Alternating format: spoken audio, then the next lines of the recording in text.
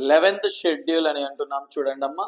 ఈ 11th schedule గురించి కూడా మనం డిస్కస్ చేసుకున్నాము. అంటే 73వ రాజ్యాంగ సవరణ చట్టం 1993 ద్వారా 11th షెడ్యూల్ ని భారత రాజ్యాంగానికి పేర్కొనడం జరుగుతుంది. భారత రాజ్యాంగంలో 11వ షెడ్యూల్ ని 73వ రాజ్యాంగ సవరణ చట్టం 1993 ద్వారా చేర్చారు.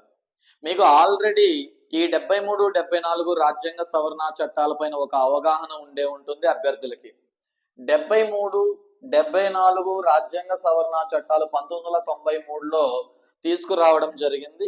ఈ 73, 74 రాజ్యాంగ సవరణ చట్టాల ద్వారా గ్రామ పంచాయతీలకి 73వ రాజ్యాంగ సవరణ చట్టం ద్వారా రాజ్యాంగబద్ధ హోదాని కల్పిస్తూ భారత రాజ్యాంగానికి 9వ భాగాన్ని తిరిగి చేర్చి దీన్ని 243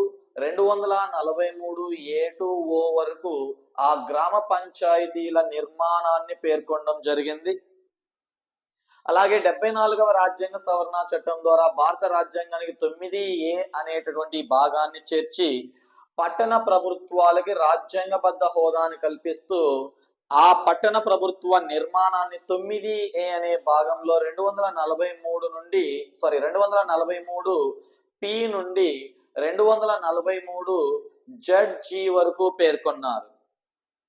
ఈ విధంగా ఈ రెండు రాజ్యాంగ సవరణ చట్టాల ద్వారా అనగా 73, 74 రాజ్యాంగ సవరణ చట్టాల ద్వారా స్థానిక ప్రభుత్వాలకు అనగా గ్రామ పంచాయతీలు మరియు పట్టణ ప్రభుత్వాలు అంటాం ఈ వ్యవస్థల్ని.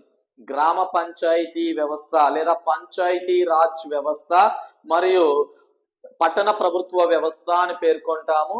73వ రాజ్యాంగ సవరణ చట్టం ద్వారా గ్రామ పంచాయతీ వ్యవస్థకి రాజ్యాంగబద్ధ హోదాని కల్పిస్తూ ఒక భాగంలో దాని నిర్మాణాన్ని 9వ భాగంలో దాని నిర్మాణాన్ని పేర్కొన్నారు. 74వ రాజ్యాంగ సవరణ చట్టము 1993 ద్వారా పట్టణ ప్రభుత్వాలకి రాజ్యాంగబద్ధ హోదాని కల్పిస్తూ దాని నిర్మాణాన్ని 9A అనే భాగాన్ని చేర్చి అందులో పేర్కొనడం జరుగుతుంది. వీటికి అనుగుణంగా చూడండి, ఈ భాగాలకి అనుగుణంగా ఈ రాజ్యాంగంలో 11వ షెడ్యూల్ ని చేర్చి గ్రామ పంచాయతీలకి సంబంధించిన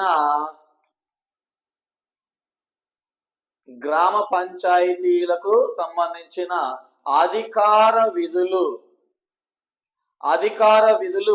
ఈ 11వ షెడ్యూల్లో పేర్కొన్నారమ్మ. గ్రామ పంచాయతీలకి రాజ్యాంగబద్ధ హోదాని కల్పిస్తూ 73వ రాజ్యాంగ సవరణ చట్టం ద్వారా 9వ భాగాన్ని ఏర్పాటు చేసి గ్రామ పంచాయతీ యొక్క నిర్మాణాన్ని 9వ భాగంలో 243 A2O వరకు పేర్కొన్నారు. ఇక్కడ అధికార విధులు ఈ పంచాయతీ రాజ్ వ్యవస్థలో గ్రామ పంచాయతీలకు సంబంధించిన అధికార విధుల గురించి రాజ్యాంగానికి 11వ షెడ్యూల్ ని ఏర్పాటు చేసి ఆ 11వ షెడ్యూల్లో గ్రామ పంచాయతీల అధికార విధుల్ని పొందుపరిచారు. ఇలాగా గ్రామ పంచాయతీల అధికార విధులు ఎన్ని ఉంటాయి అంటే మొత్తం 29 అధికార విధులు ఉంటాయి. గ్రామ పంచాయతీలకు సంబంధించి మొత్తం ఎన్ని అధికార విధులు ఉంటాయి అనగా 29 అధికార విధులు ఉంటాయి అని పేర్కొన్నాం. ప్రతి నెంబర్ ఇంపార్టెంట్ అవుతుంది. 12వ షెడ్యూల్ కానీ 11వ షెడ్యూల్ కానీ లేదా ఈ షెడ్యూల్ మీద బిట్లు అడుగుతూ ఉన్నారు డైరెక్ట్ గా ఏ షెడ్యూల్ దేని గురించి తెలియజేస్తుంది అనేది. సో 10వ షెడ్యూల్ దేని గురించి తెలియజేస్తుంది, ఏ రాజ్యాంగ సవరణ చట్టం ద్వారా 10వ షెడ్యూల్ ఏర్పాటు చేశారు, సో పార్టీ ఫిరాయింపుల నిషేధ చట్టాన్ని ఏ ప్రధానమంత్రి తీసుకొచ్చారు, ఇలాంటి అనేక క్వశ్చన్స్ అడుగుతూనే ఉన్నారు. ఇవన్నీ కూడా రిపీటెడ్ క్వశ్చన్స్ గా మనం చెప్పుకోవచ్చు. సో ఇలాగా 11వ షెడ్యూల్ గురించి మనము తెలుసుకోవచ్చు అమ్మ. నెక్స్ట్ 12వ షెడ్యూల్ గురించి మనం తీసుకున్నామంటే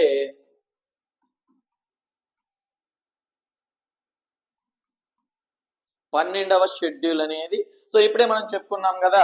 చూడండి ఇక్కడ గమనించండి, 74వ రాజ్యాంగ సవరణ చట్టం 1993 ద్వారా పట్టణ ప్రభుత్వాలకి రాజ్యాంగబద్ధ హోదాని కల్పిస్తూ ఆ పట్టణ ప్రభుత్వ నిర్మాణాన్ని 243 P నుండి 243 ZG వరకు 9A అనే భాగంలో పేర్కొన్నారు.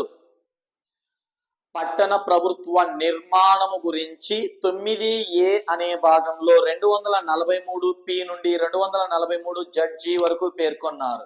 ఇది నిర్మాణము. దీనికి సంబంధించిన అధికార విధుల గురించి పట్టణ ప్రభుత్వాలకు సంబంధించిన